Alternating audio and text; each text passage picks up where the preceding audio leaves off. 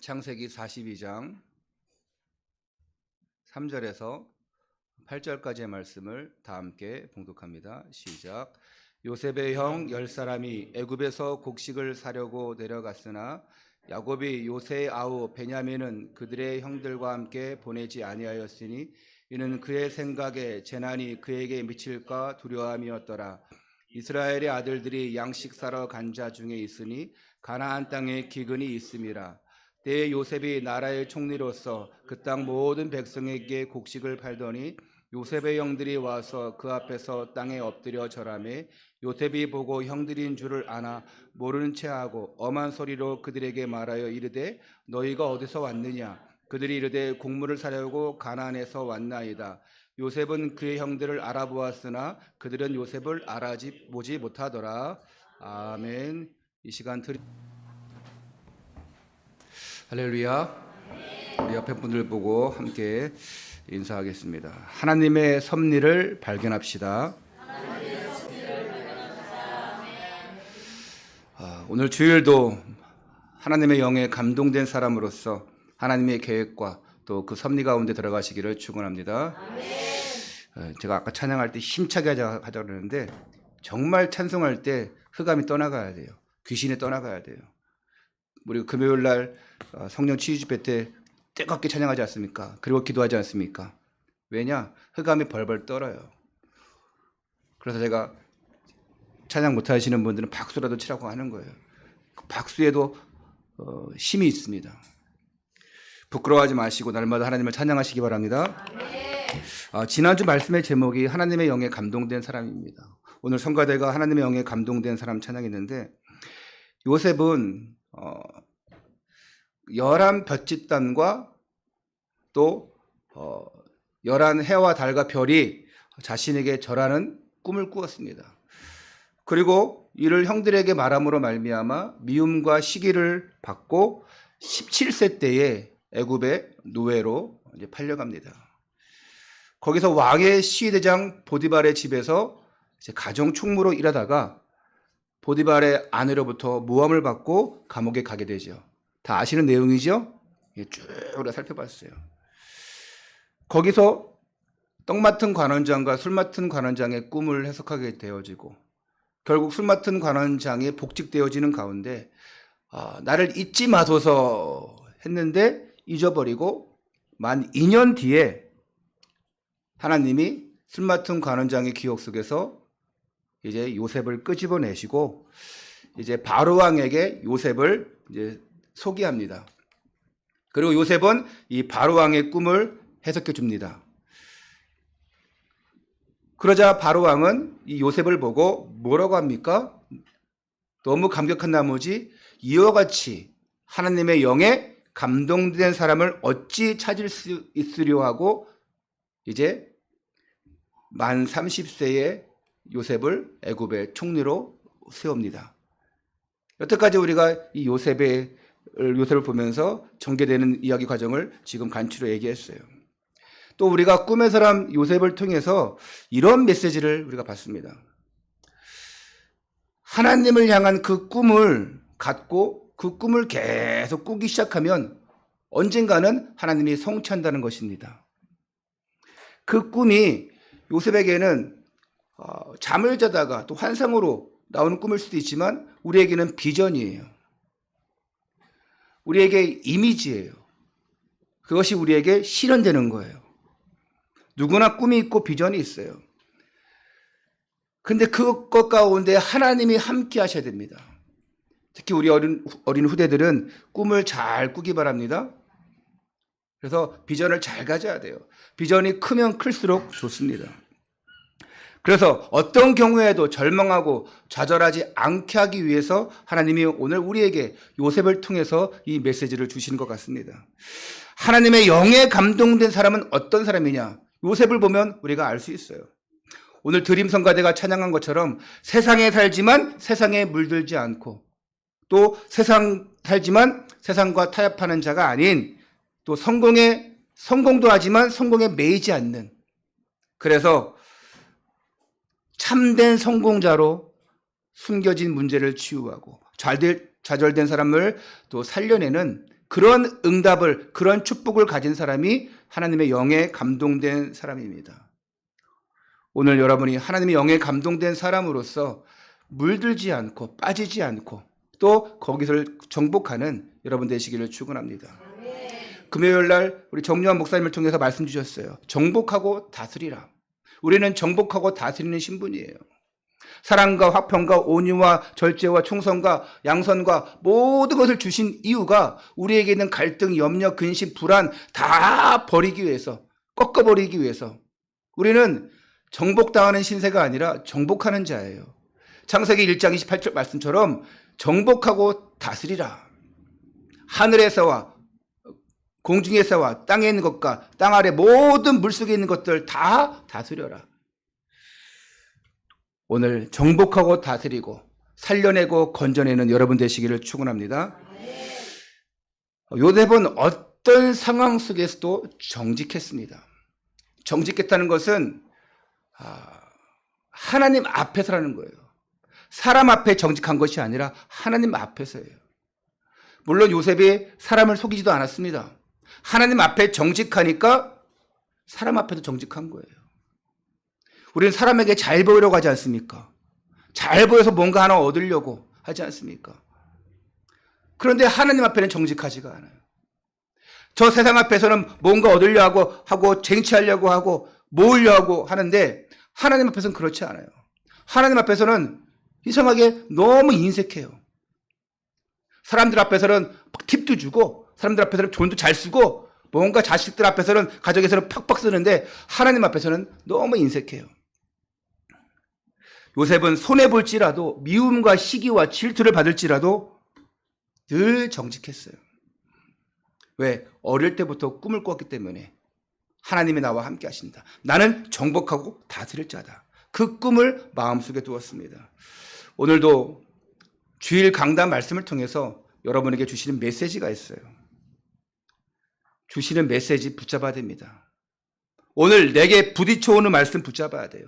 그래서 그걸 언약으로 삼으시고 기도 제목으로 삼으시고 기도하는 가운데 응답과 축복의 열매로 결실로 맺는 여러분 되시기를 축원합니다. 오늘 설교의 제목은 우연이 아닌 하나님의 섭리입니다. 우연이 아닌 하나님의 섭리.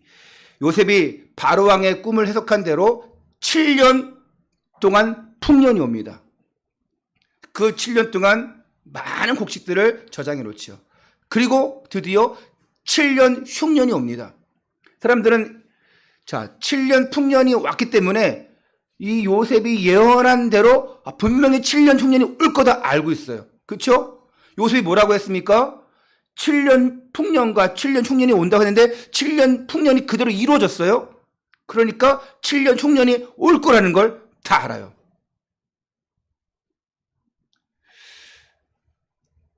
그리고 이제 곡식에 저장되어 있던 곡식들을 다 풀어요. 백성들에게 공급합니다. 당시의 기근은 주변 민족들에게도 다 영향을 끼쳤고 각국에서 곡식을 사러 왔다고 했습니다.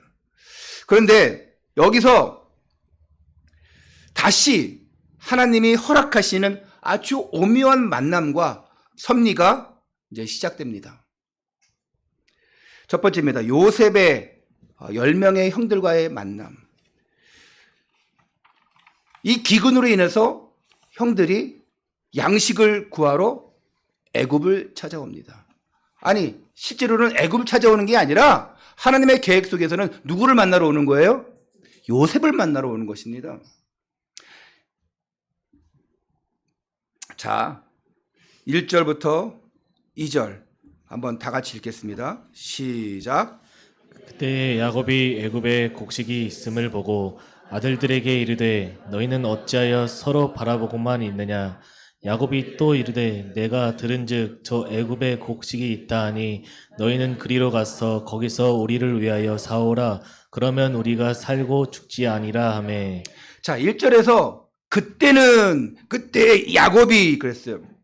애굽에 곡식이 있음을 보고, 그때가 언제냐? 요셉이 이집트의 총리가 된 지 8년쯤 되는 해입니다. 즉 총리가 되었죠. 바로 풍년 1년 뒤에 뭐가 왔어요? 7년 풍년이 옵니다. 그리고 바로 흉년이 오는 첫 해예요.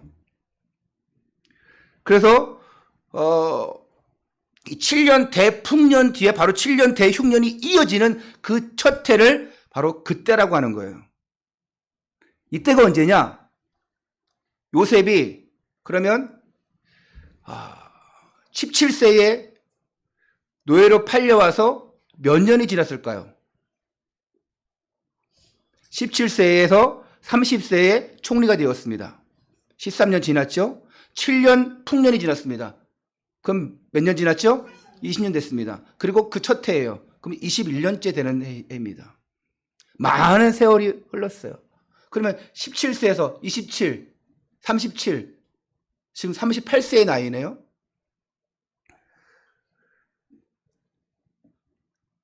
자, 풍년이 있다. 흉년이 있다. 이것이 자연의 섭리잖아요. 물론 하나님이 모든 자연사를 다 관리하시는데 우리 인간에게는 풍년도 오고 흉년도 와요. 근데 이게 왜 중요하냐? 하나님과 무슨 상관이 있느냐? 이게 언약적 관점, 구속사의 관점에서는 너무나 중요한 거예요. 풍년이냐 흉년이냐. 이 풍년과 흉년이 인간사가 아닌, 자연사가 아닌 하나님의 손에 딱 쥐어지게 되니까 놀라운 섭리로 바뀌고 전개되는 거예요. 할렐루야.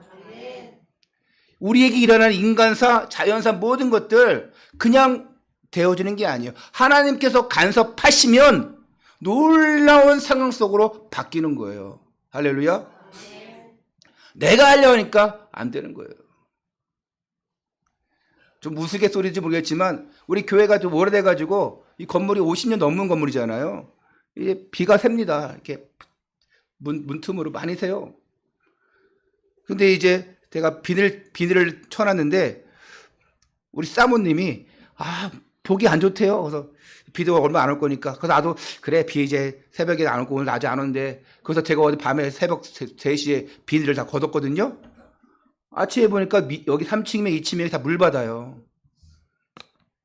그래가지고 에휴 말을 들을 때 들어야지. 아니 그 사이에 한 4시간 그 사이에 비가 많이 와가지고 비닐을 하면 아예 비가 안 새거든요. 참 타이밍이 어떤 사람이 그래요. 금강 역시 열심히 캐다가 이제 여기는 아닌가 보다 해서 갔는데 나중에 딴 사람이 와서 캐니까 바로 1m만 캐니까 금 나왔대잖아. 우리가 하면 안 돼요. 내 생각대로 하면 안 돼요.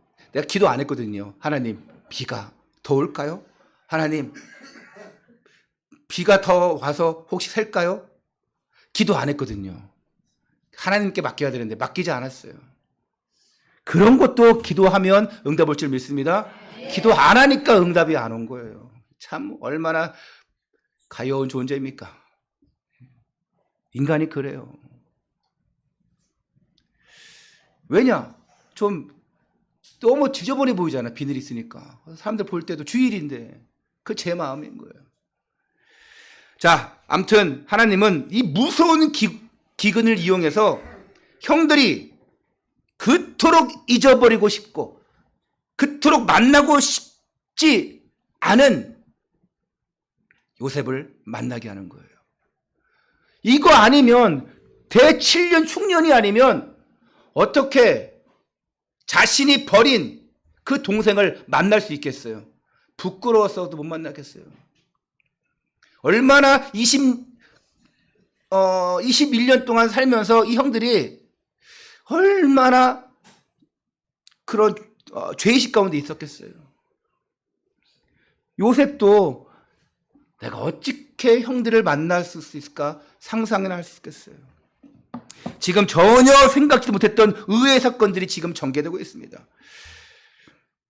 이 대흉년에 가나안 땅 헤브론에 거주하던 야곱의 일가 또한 피해를 받고 그리고 굶주린 그때에 애굽에 식량이 있다는 소문을 듣고 그곳에 식량을 구해올 것을 아버지 야곱이 그 형제들에게 명령합니다. 우리 3절, 4절을 다 함께 읽겠습니다. 시작. 요셉의 형 10사람이 애굽에서 곡식을 사려고 내려갔으나 야곱이 요셉의 아우 베냐민은 그의 형들과 함께 보내지 아니하였으니 이는 그의 생각에 재난이 그에게 미칠까 두려움이었더라. 자, 야곱은 막내, 즉 요셉의 동생 이 베냐민만큼은 형들과 동행하지 않게 했어요. 왜 베냐민은 함께 보내지 않았냐? 21년 전 요셉을 잃었어요. 그 상처가 아직도 트라우마로 있어요. 특별히 여러분이 아시는 것처럼 베냐민은 누구의 아들입니까? 그렇죠. 어머니가 라헬이에요. 이 야곱은 부인이 몇 명 있었어요?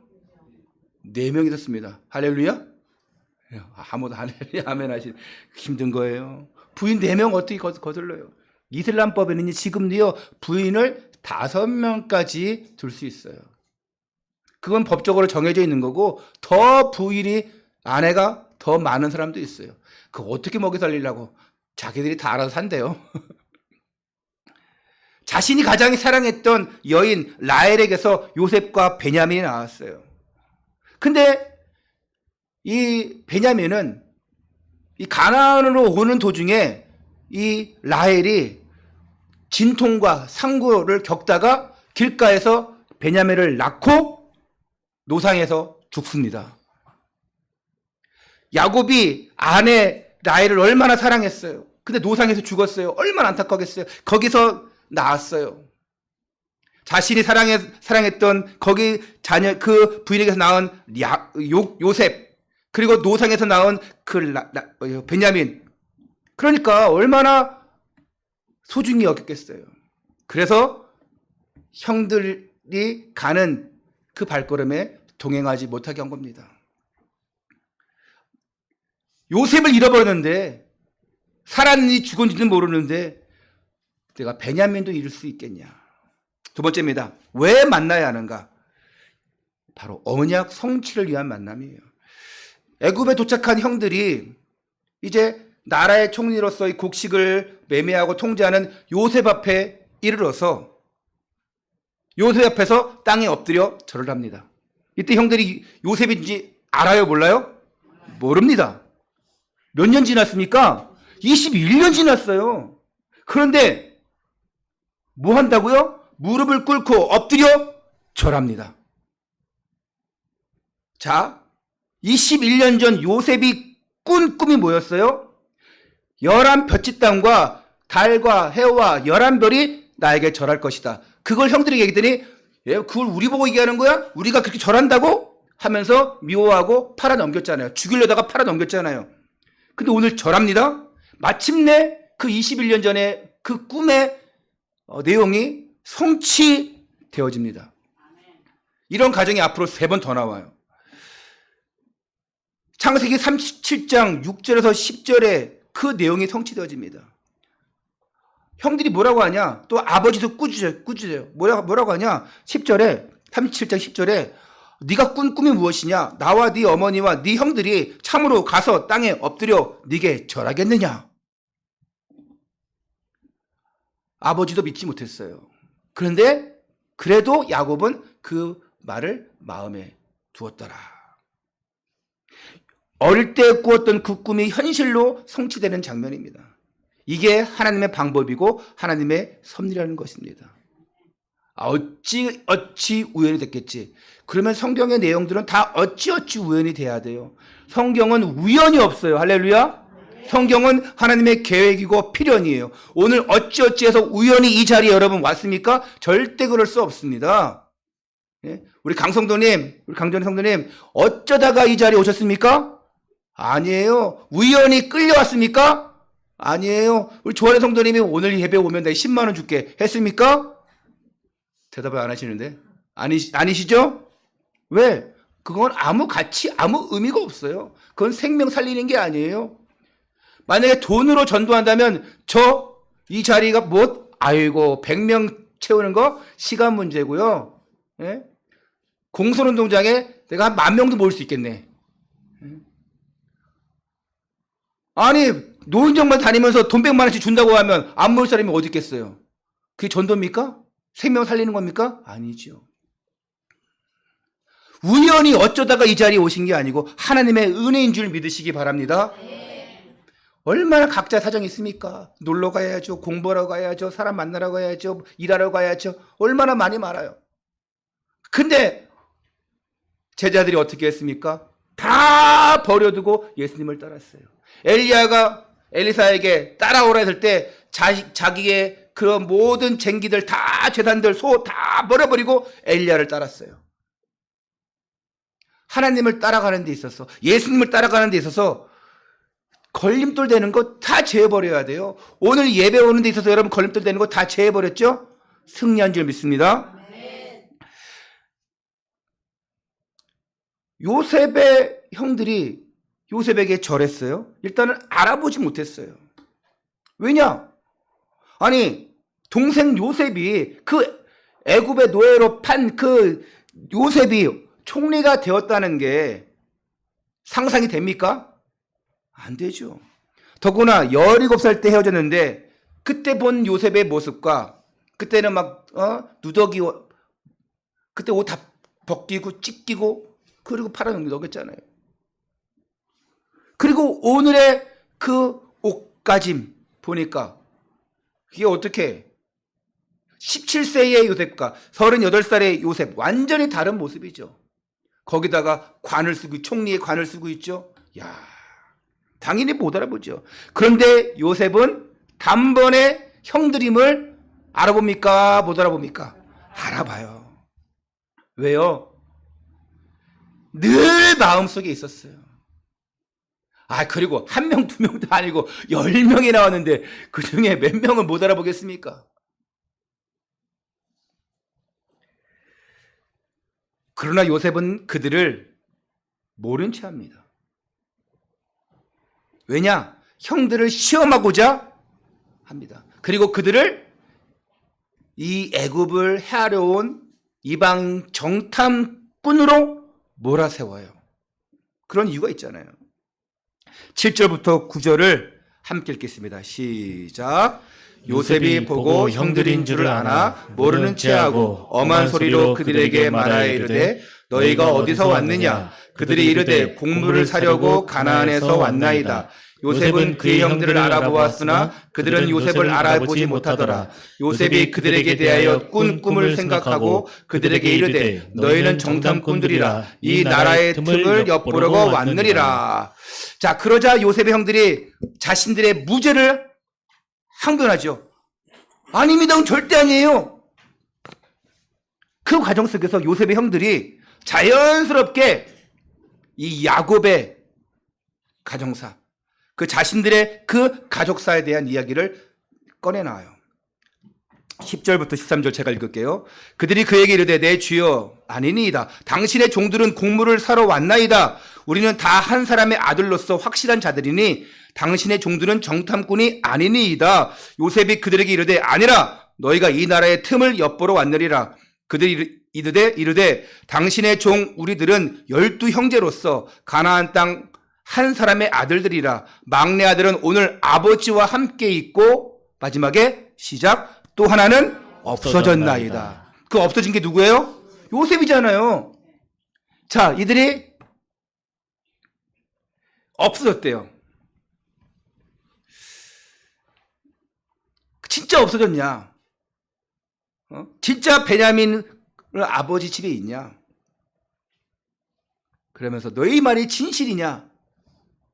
이거를 증명할 것을 요구해. 어떻게 요구하냐? 막내 동생을 데려와야지만 그의 말이 진실임을 증명될 것이라고 선언합니다. 이상하잖아요. 형들이 의심을 사야 돼요. 아니 우리 막내 베냐민을 왜 데려오라고 하지? 의심할 만도 한데 일단은 상상을 할 수 없는 일이 벌어진 거기 때문에 애굽의 총리가 될 거라고 생각도 못했기 때문에 의심을 못해요. 자, 15절, 16절 다 같이 읽겠습니다. 시작. 너희는 이같이 하여 너희 진실함을 증명할 것이라. 바로의 생명으로 맹하소 너희 막내 아우가 여기 오지 아니하면 너희가 여기서 나가지 못하리라. 너희 중 하나를 보내어 너희 아우를 데려오게 하고 너희는 갇혀 있으라. 내가 너희의 말을 시험하여 너희 중에 진실이 있는지 보리라. 바로의 생명으로 맹세하노니 그리하지 아니하면 너희는 과연 정탐꾼이라 하고. 그런 상태에서 요셉은 그 베냐민을 데려올 때까지 그 형들을 3일 동안 이제 가둬버려요.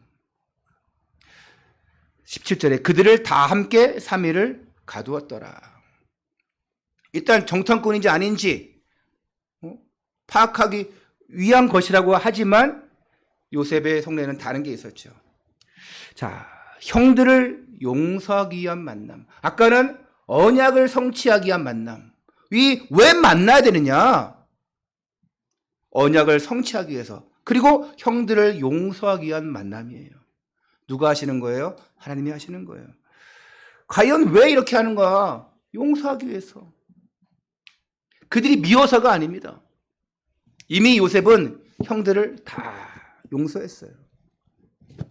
이미 형들을 대면하는 순간 벅차오르는 그 감격과 그 기쁨을, 그 감정을 억누를 수 없어요.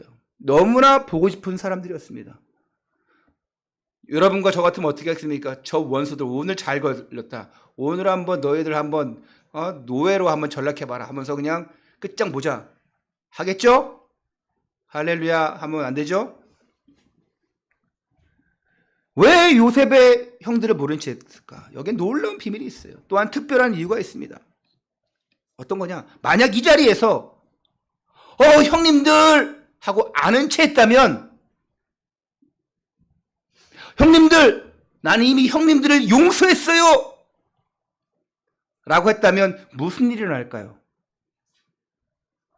저 형들이 진짜 나 요셉을 팔아넘긴 건에 대해서 후회하고 있느냐?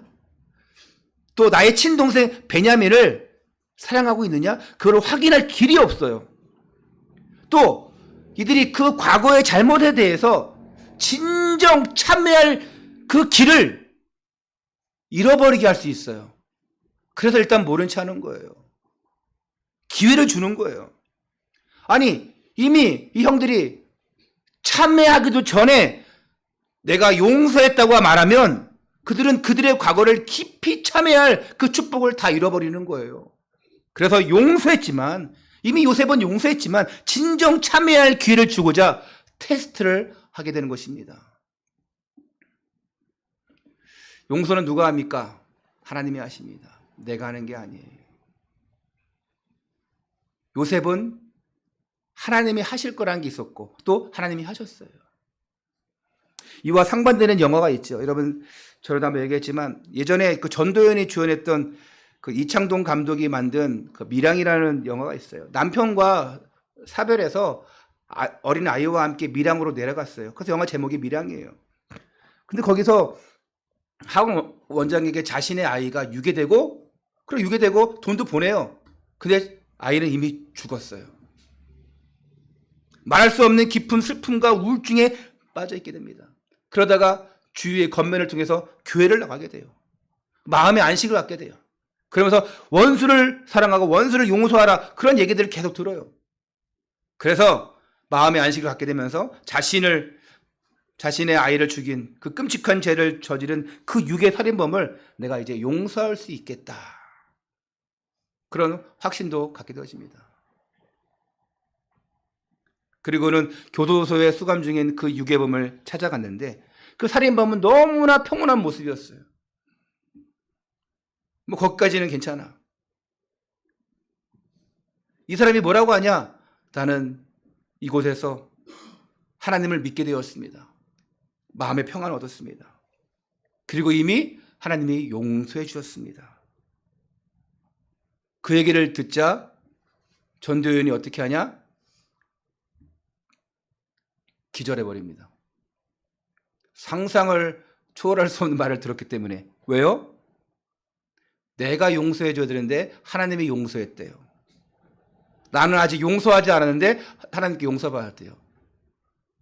지금 혼란이 오는 거예요. 나는 이제 예수님 믿고 평안을 얻고 용서로 왔는데 저 사람이 이미 용서받았대. 어떻게 할 수가 없는 거예요. 기절해버렸어요. 그때부터 반 미쳐버렸습니다.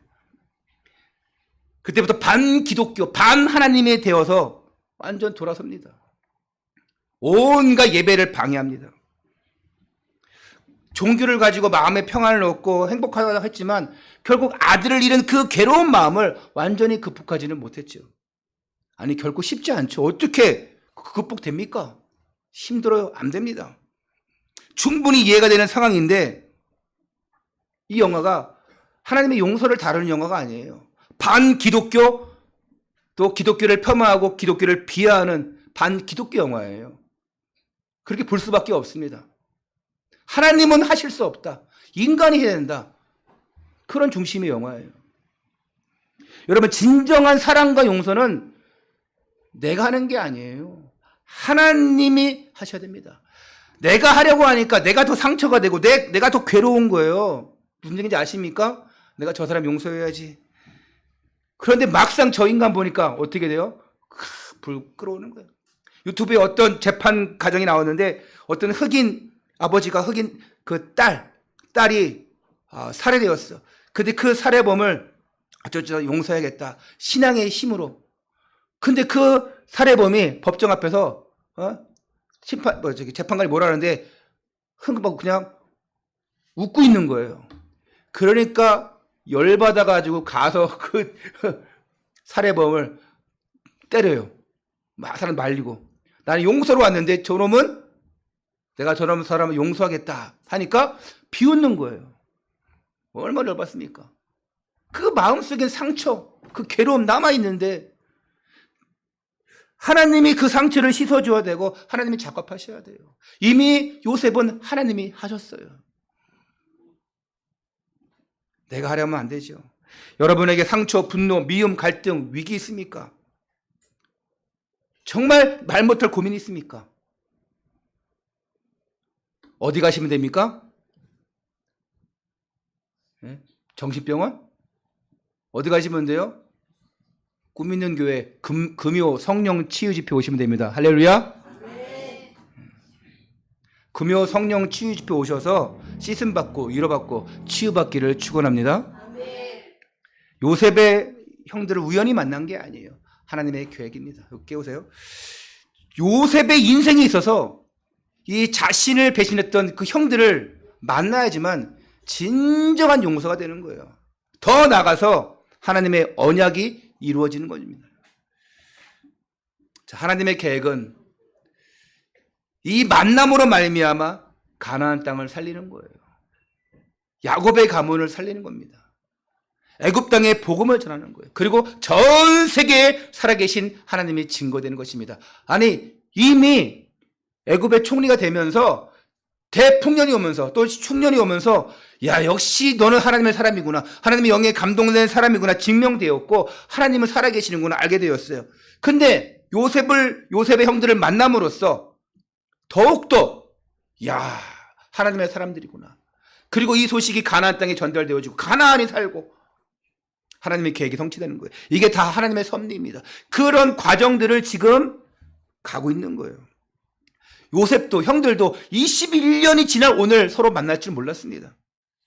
기근 때문에 쌀을 구하러 갔는데 어찌어찌 갔는데 요셉을 만나게 된 거예요. 이게 뭐라고요? 하나님의 섭리예요. 계획 섭리. 인간의 지성과 인간의 머리로 인간의 상식으로 계획할 수 없는 알 수 없는 놀랍고 초자연적인 하나님의 간섭인 것입니다. 우리가 신앙생활하면서 이런 상상할 수 없는 예측할 수 없는 그런 일들이 일어납니다. 그걸 하나님의 섭리라고 합니다. 그게 만남 속에서 이루어지고 있는 거예요. 야 어찌 이렇게 만날까? 하나님의 섭리. 아니 우연이 될 수도 있어요. 예전에 1983년도에 아주 장장 보름 동안인가 한 달 동안 생방송된 다큐가 있습니다. 뭡니까? 그렇죠. 누가 그 사람을 아십니까? 이상가족 찾기. 그래서 거의 한 달 가까이 생방송했는데 그때 동생을 찾았어. 오빠는 6살, 동생은 4살. 근데 어떻게 그런 아이들이 뭐가 그걸 기억해? 만났어요. 같은 한국에 있던 거예요.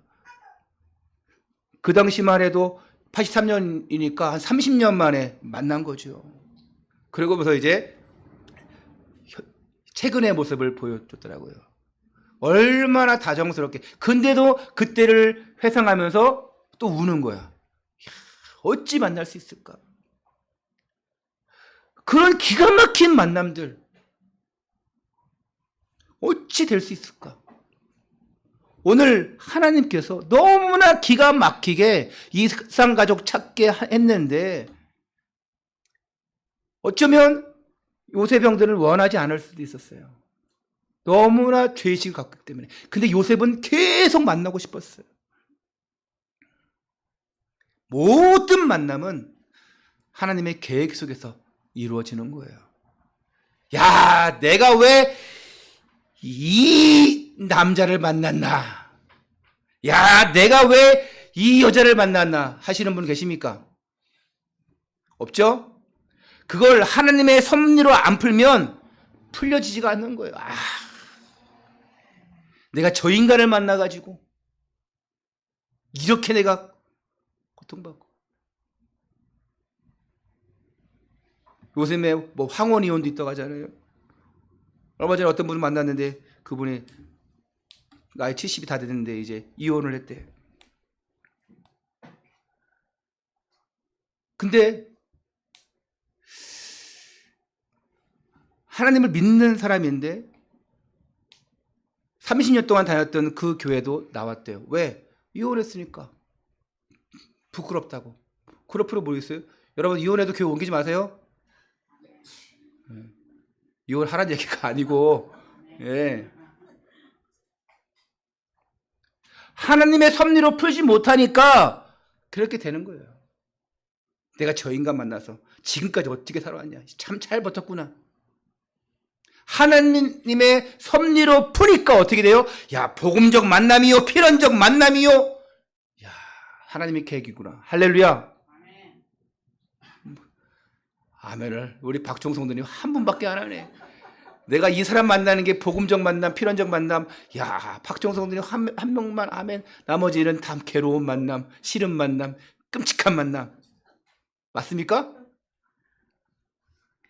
여러분, 신앙 밖에서 만나는 만남은 말할 필요도 없고, 하나님을 떠난 안 믿는 그런 복음 없는 자들과의 만남은 말할 것도 없고, 신앙 안에서 만났음에도 불구하고 왜 맨날 싸우고 왜 그리 힘드냐?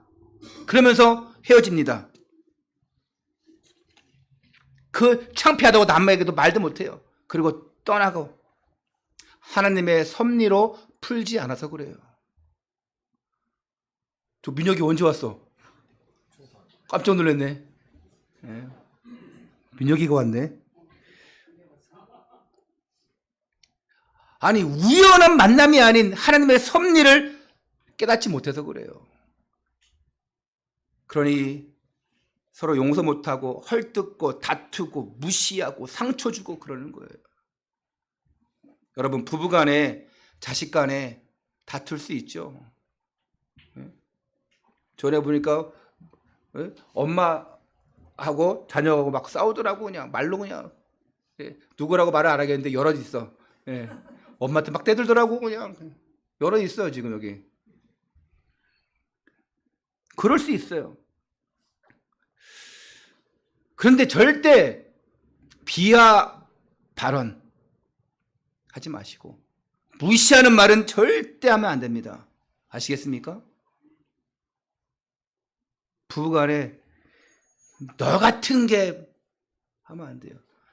니를 만나서 내가 아이고 내가 저런 놈을 나가서, 이거는 무시를 넘어서 죽이는 거예요. 야 임마 나가 죽어. 혹시 그렇게 한 적 있어요 여러분? 가슴을 통곡하시기 바랍니다 여러분. 때리면서 지가 나가 죽어야지. 절대 비하하고 무시하면 안 돼요. 큰 상처와 분노를 갖게 할 수 있습니다. 가는 말이 고와야지 오는 말이 곱다는 것도 있죠. 누구에게 상처를 주었다 생각하면 인정하시고 용서를 구하시기 바랍니다. 내가 뭐 잘못한 게 뭐 있어? 그러지 마시고 혼자 잘났다 하지 마시고 하나님 앞에 용서를 구하고 용서받는 것도 너무 중요하지만 하나님 내가 용서받았어요. 하나님이 다 해결해서 난 평안합니다 하는 것도 중요하겠지만 당사자에게도 직접 가서 용서를 구해야 돼요. 할렐루야. 제가 좀 잘하는 건 뭐냐면 내가 잘못했다 싶으면 저는 용서 구합니다. 사모님 얼굴 표정이 이상한데? 내가 잘못했다 싶으면 인정되면 그때 가서 내가 용서를 구한다고요. 그게 안 느껴지면 용서가 방구하지만 내가 정말 잘못했다. 왜 준호는 고개를 가똥거리지? 나는 그래요. 어린 사람에게도 합니다. 근데 여러분 하나님이 나를 용서해 주셨으니 다 해결됐다 하면 자만과 오만에 빠져버려요.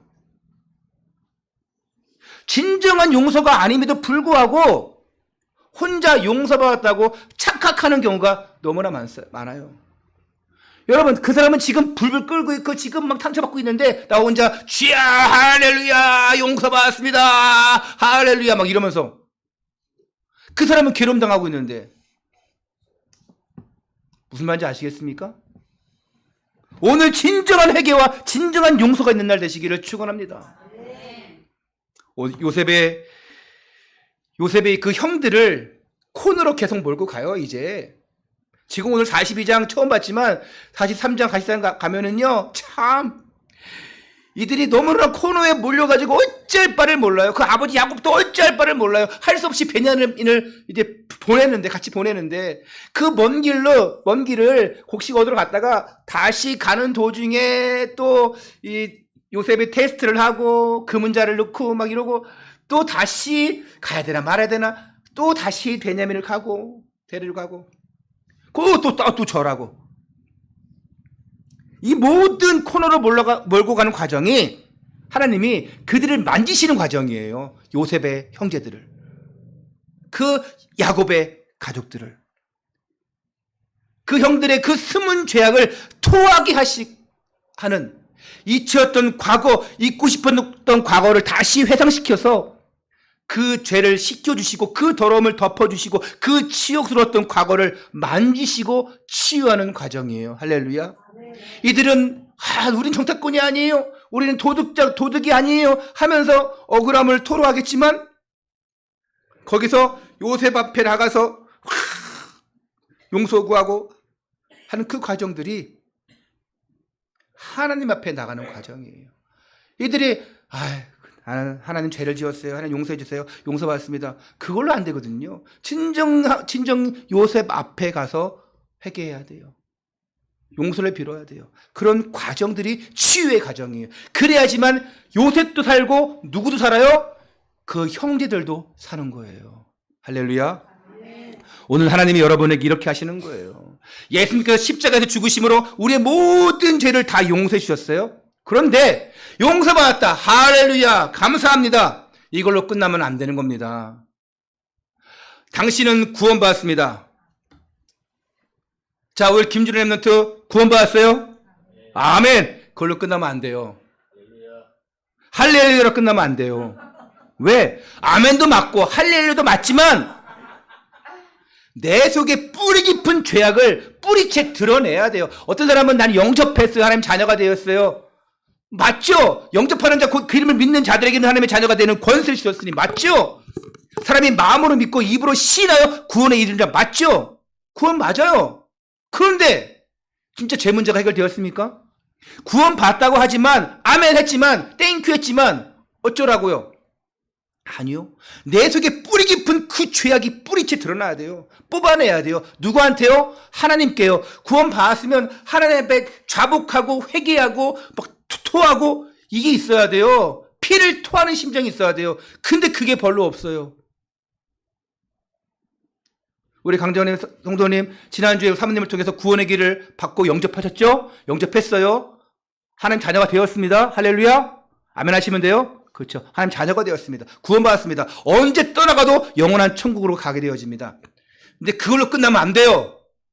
어떻게 하냐? 이제부터 날마다 하나님 앞에 찬양하면서 은혜 받으면서 기도하면서 내 죄들을 드러내야 돼요. 하나님, 내가 이런 죄인이었어요. 그런 시간들이 필요합니다. 그런 시간이 없으니까 뜨뜻미지근한 거예요. 내가 진짜 죄인입니다. 내가 이렇게 몹쓸 놈이었습니다 하면서 하나님 앞에 토해내야 되는데 이런 시간이 없으니까 응답이 있는지 없는지, 하나님이 살아계신지 안 살아계신지, 그러고는 그냥 지 마음대로요.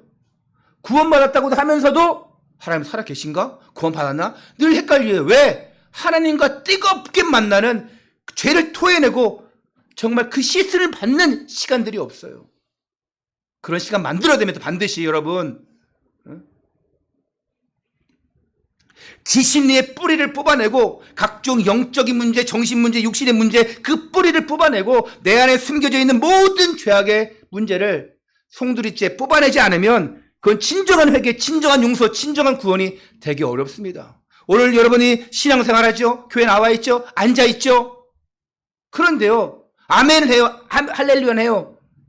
근데 진짜 내 안에 그런 하나님 앞에 부끄러운 모습들, 용서받지 못했던 모습들, 내가 해왔던 모든 죄악들 하나님 앞에 토해내면서 내가 너를 씻겨줬다, 내가 너를 만져줬다, 괜찮다, 그런 음성을, 그런 시간들을 가져야 돼요. 할렐루야.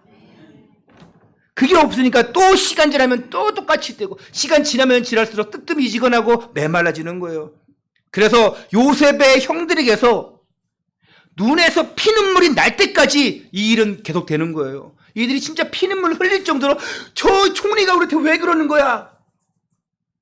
그렇게 함으로써 진정한 참회, 진정한 용서, 진정한 감격, 진정한 기쁨을 만들어 주시는 것이고, 이게 하나님의 섭리고 하나님의 과정인 겁니다. 이게 42장, 오늘부터 42장부터 45장까지가 이런 내용을 담고 있는 것입니다.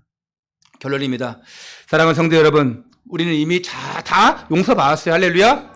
아멘. 다 제 문제 해결 받았습니다. 할렐루야. 이렇게 아멘 했어요. 그러면 오늘 하나님 다 용서해 주셨습니다. 그런데 오늘 진짜 내게 필요한 것은 하나님 앞에 내 죄에 대하여, 내 과거에 대하여 진짜 참회의 눈물이 필요합니다. 하나님, 정말 이 시간에 저를 집중하고 보세요. 이 시간에 진짜 하나님 나를 용서하여 주시옵소서. 안 됩니다, 여러분. 지금 여러분의 표정과 자세와 그거 뭐 봐서는 진짜 참회의 눈물이 나오겠어요? 저는요, 이 시간 지금 막 참회의 눈물을 흘리고 하나님 앞에 용서 구하면서 지금 이 시간에 당장 주여 하면서 내가 기도할 수 있어요. 할 수 있겠죠. 잘 힘들어요. 그러면 어디 가면 되냐? 기도원 가면 되겠죠? 아니요, 우리 기도원 갈 필요 없어요. 언제 오면 됩니까? 금요 성령 치유 집회. 할렐루야.